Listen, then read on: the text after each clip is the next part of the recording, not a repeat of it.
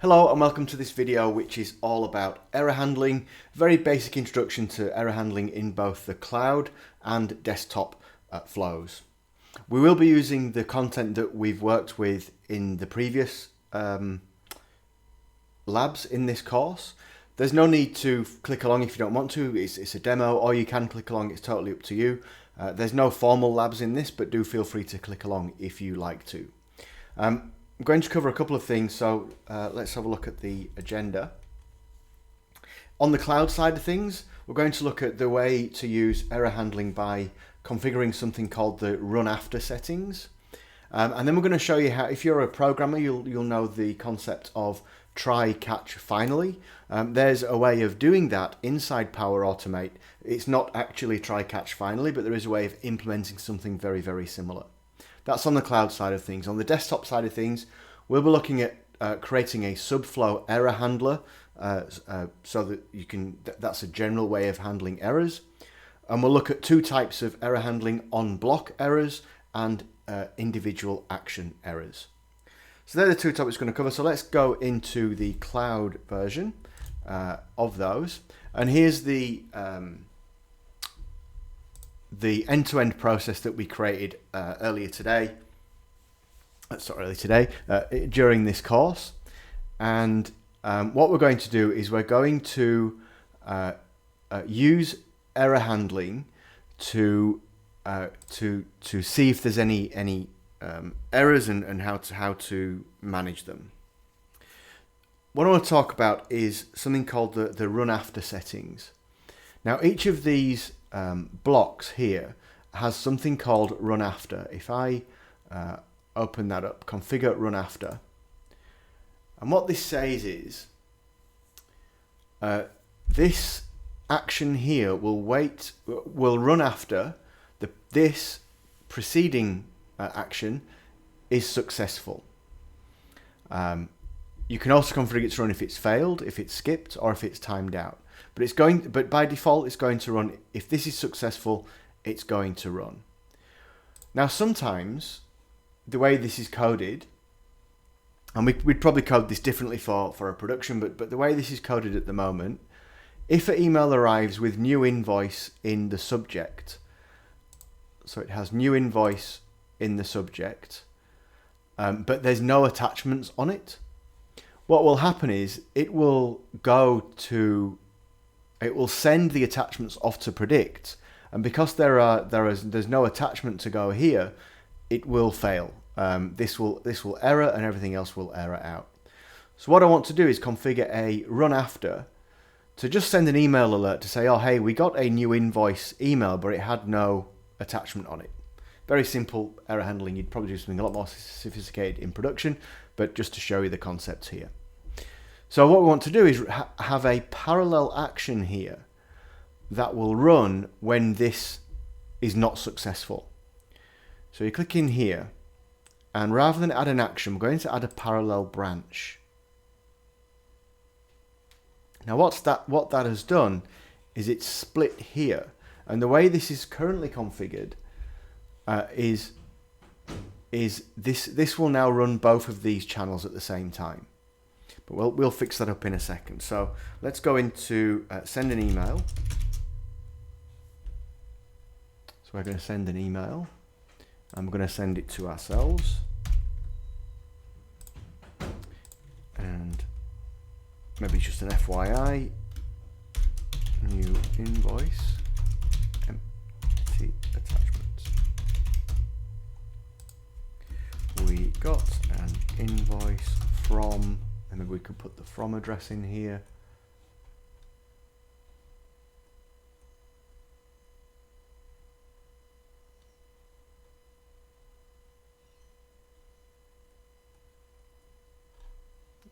Just put the subject.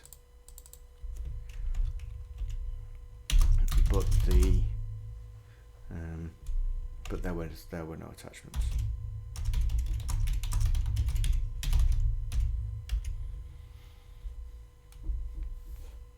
I'm not sure why from isn't showing up in there. I think it's because it's the type of text. It's not treated as text. I think. Anyway, regardless of that, let's just go through this. So So the way this is configured at the moment is a new email arrives. If it has attachments, it's going to go through here. This is going to run. It will error if there's no attachments. It will be okay if there are attachments. And then the way it's currently configured is it will go down both of these branches at the same time in parallel. We don't want that to happen. We want this side to run when it's successful and this side to run if it's failed. So if we go in here in the run after, you can see in the run after here we've got is successful. What we want to do is say that on this side we want to configure run after, this time untick successful, has failed, or has timed out. And that's a very simple way of implementing just a very simple email alert using the run after settings in a flow. Feel free to implement this in your lab environment that you're playing with and test it. This will the way to test it is to send yourself an email. Let's do it here.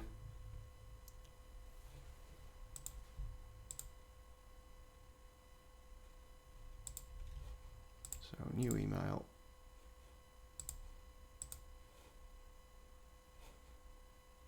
And this time I'm going to just have, so I'll send it to myself. This time no attachment, hit send, and let's see what happens. Let's make sure I've saved that.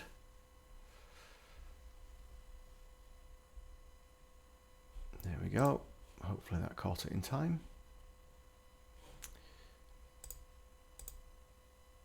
This ran a while ago, so let's just wait for it to kick in now.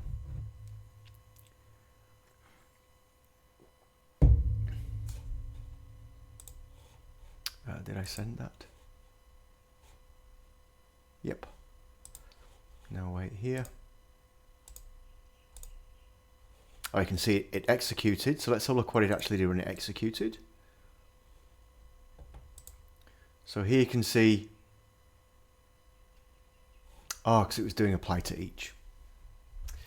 Yes, nice in theory. So it was doing apply to each. So there's no attachment, so it didn't need to do apply to each in this case. Okay. Because I know. Yes. So actually, the error, the way to cause the error is to do this.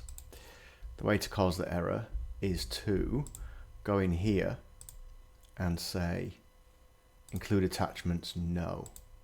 That will generate the error. So this time there will be attachments on the email, but we won't have them in the flow that's sent. So apply to each behave properly then, because there were no attachments, it didn't need to run. So I'm just going to repeat that, but this time we're going to add in the attachment. Attach, browse computer. Right, this time it should fail. So now we go back to the overview page. See how that goes. Just to recap, it's going to have an attachment, but the setting in the trigger is not pulling the attachment into the flow. So when it gets to that point, it will fail because there is no. So here we go, it failed, but let's have a look what actually happened here. So in the apply to each. Now what happened here is these two did not run. This one here did run because it was configured run after to run after this has failed. One other thing you noticed in that, so there were 4 run after settings. There was succeeded, failed, timed out, very rare timeout, very rare indeed, but it's there. And the 4th one was skipped. These here on this branch, these were skipped. So if you had any run after here that was configured for a skipped, they would run there if it was skipped. So that's using run after to as an error handling technique. The next one is it's setting up. Let's just cancel that. It's setting up try catch finally. Try catch finally is a common programming technique. Example. Now I'm not going to code actually any errors here. I'm just going to show you the tools to use for it. So try catch finally means try some code. If there's an error, catch the error and run this bit of code. And then finally is, regardless of what happened in try or catch, run finally. Run that code in there. And the way that we do this in Power Automate Desktop, Power Automate, is we use these things called scopes.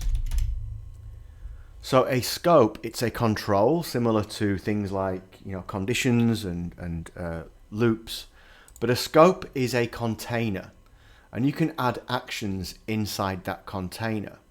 So the way that we can configure try catch finally is actually by creating 3 scopes.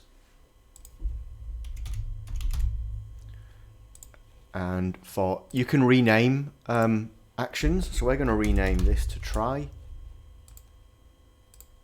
catch, and finally.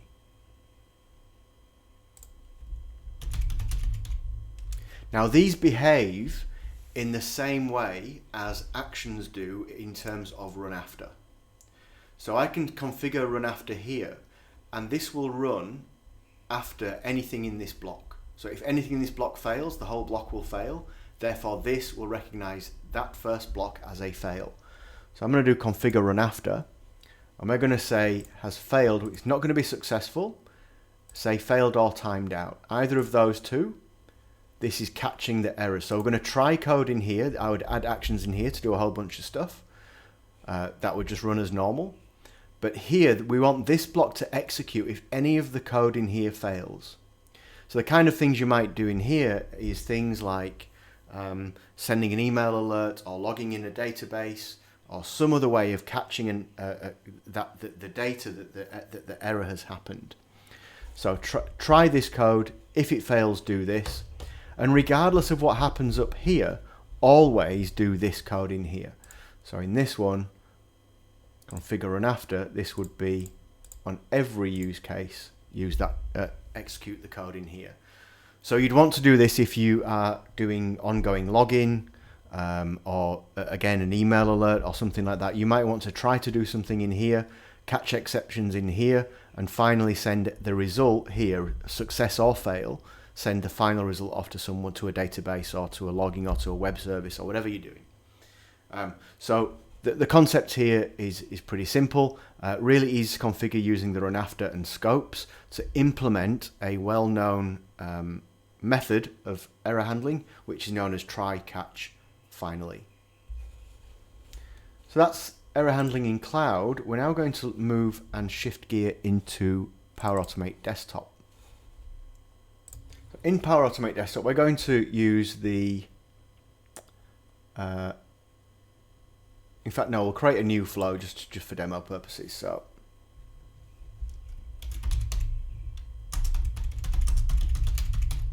I'm going to create a new flow for demonstrating error handling. And in this flow, we're going to create a subflow that is an error handler, and then on block errors and action errors we're going to go through. So let that complete itself. And I'll just get my notes here. So the kind of thing that I do in error handling for when I'm doing client work in Power Automate Desktop is I will do, I'll have a separate subflow that I will execute in the event of an error. And then in that subflow, I'll take actions such as I might be logging into a database, or I might be sending an email alert, or something that I'm doing because of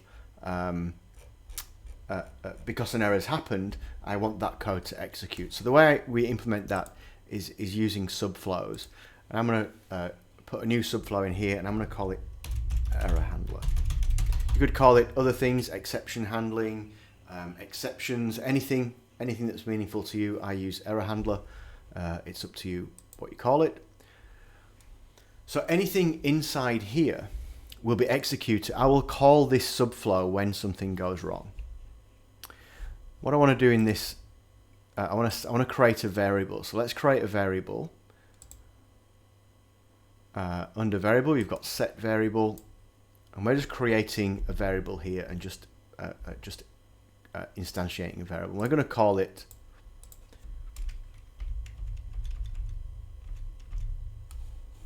error location.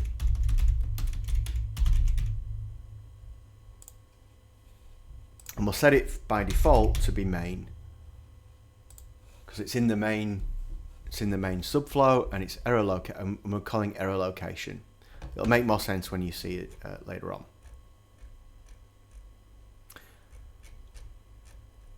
And now in the so the first thing I want to show you is something called the on block error. So if we just search for block or error, and you'll see an on block error in flow control. Drag that over. I'm just going to give it a name, and we'll call it launch application, and click save. Now the name is invalid. You can't have spaces in these names. Similar with error handling, the name of subflows, you can't have spaces in those. On block errors or in other blocks like that, you can't have spaces in those names. So just be aware of that. So what this means is anything inside these two markers, I can put various different controls in here or actions in here, and if any of them error, then what's going to happen is what we configure on this block.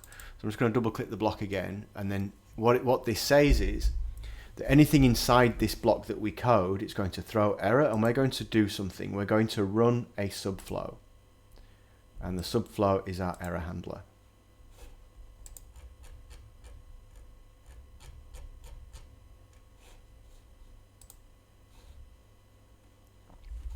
So on block error, here's the two things that it will, everything in between these two markers will execute, and if it fails, then this will call this subflow and it will throw an error. You can get it to continue, so if you chose this option here, it would continue at the end of the block, or it could continue on the next action, or it could go back to the beginning, or it could repeat certain things, or it could go to a particular label and you choose the label that you've added, that you add into the code.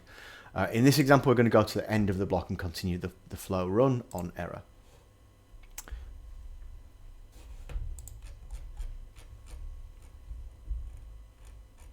So what we're going to do is I'm going to try and launch the Contoso application. So launch application.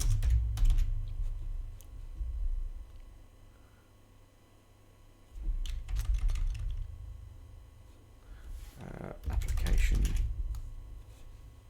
Run application. And go in there.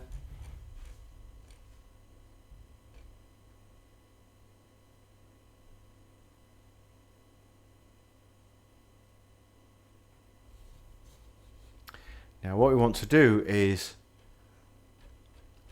run the application, and then we're going to make it disappear so we can't see it anymore, and that's going to cause an error.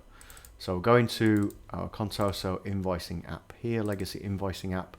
So run that application, and that's all good. And then we're going to display a message.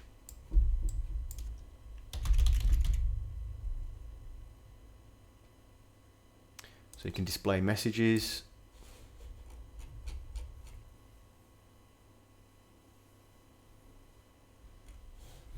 And we'll just call it my delay. And keep message box always on top. So it's a modal box. It will always be on top.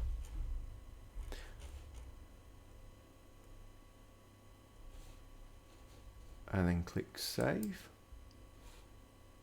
So with it being on top, what that means is that nothing else will happen until that box has been cancelled off. So it'll be a modal window. It'll stay on top, and it won't do any. You won't be able to do anything until that's the app won't continue until that has complete, until that has gone. And then what I want to do is in window, I'm going to use get. So I'm going to simulate an error. So get window,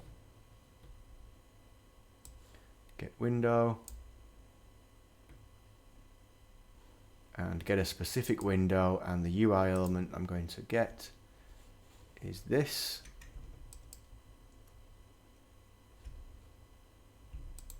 Oops, wrong one. Make sure I get the actual window. There we go. And click done. Window Contoso invoicing. There we go.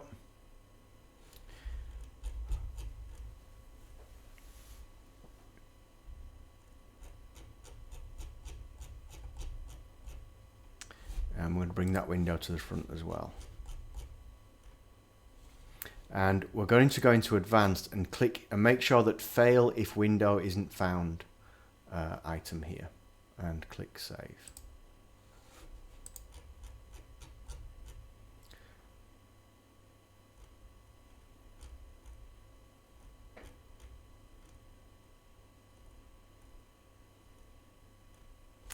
And what I'm going to do as well is, so here we've got this on block error, and the rule of this on block error is that it will run this error handler. We're actually going to go into here as well, and we're going to use on error in here. So every action has an on error as well. So if this action fails, then the rule we are going to use this time is set variable, and we're going to set an existing variable of error location, and we're going to set it to our error text. So couldn't fail to get window.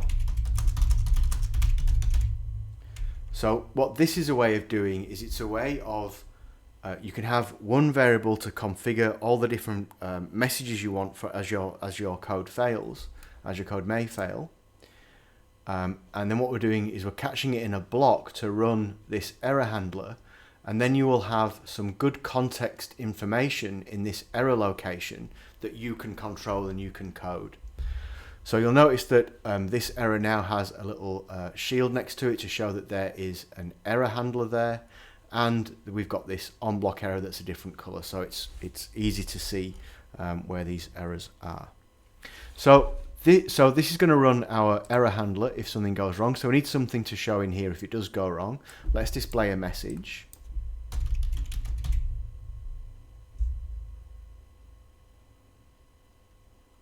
So I'm going to display a message.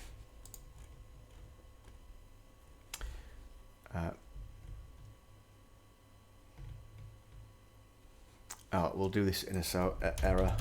We'll populate this in a second. So I'll just drop that there. There's something we want to use here. In error handling here, in flow control, if you search for error, there is get last error. So we want to do that one. So get last error, and it'll put it into this variable, and that's fine. So it's going to get the last error that happened, and it's going to be stored in last error. And now we're going to display a message. Error occurred, and then here we shall say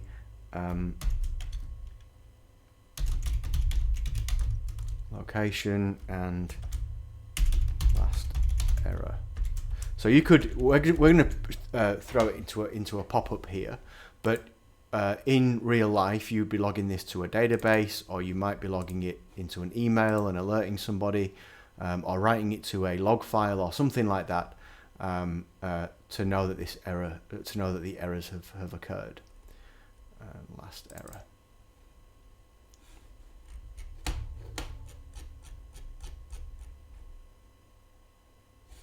And then click save. So now when we run this, we've caused an error to happen here. So let's run that and cause the error.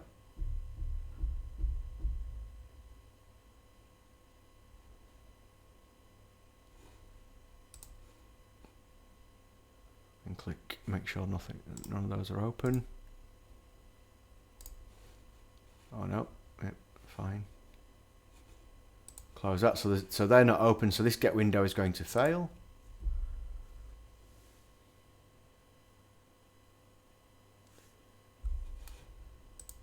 And why didn't we get that error message? Let's double check this in real time. Oh, it must have been open. It must have been open. So okay, let's try it again. Run.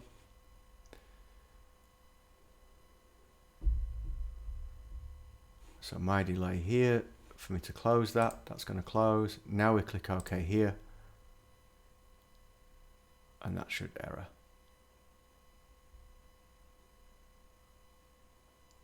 So you can see it has gone to the error handler block and failed to get window is the we set that variable in this bit here. So that's showing the two different areas where you can, actually three concepts there.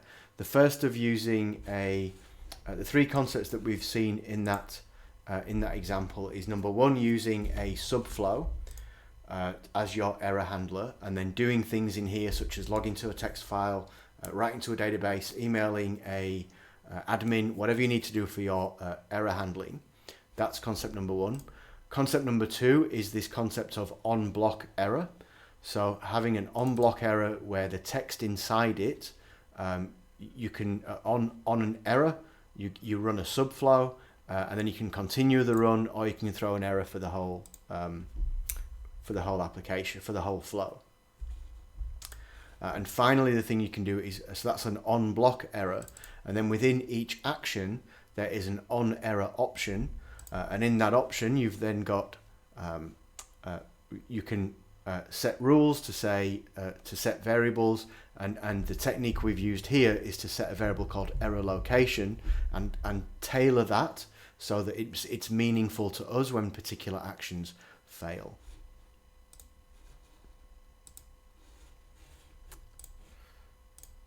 So in summary, we've looked at cloud using the run after, configure run after, on an individual basis, and using scope to implement try catch finally. And we've also looked at desktop using subflows, on block errors, and individual on errors in actions as well. Hope that's useful for you and it helps you with your ongoing building of wonderful solutions for our business. And thank you for taking part in this training, and thank you for watching.